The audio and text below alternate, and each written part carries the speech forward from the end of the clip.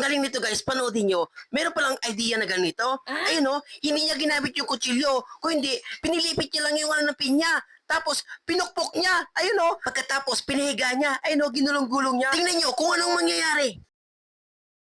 Taas, yan. Tutuloy natin. Ayun no, ito pinitanim to.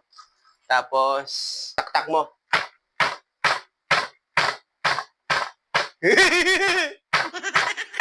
Makakain tayo ng pineapple, hindi tayo gagamit ng kutsilyo.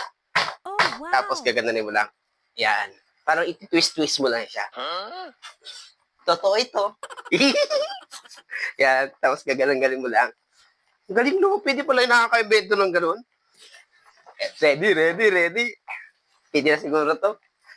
Ayan na. Tapos kukuha mo dito. Dito yan.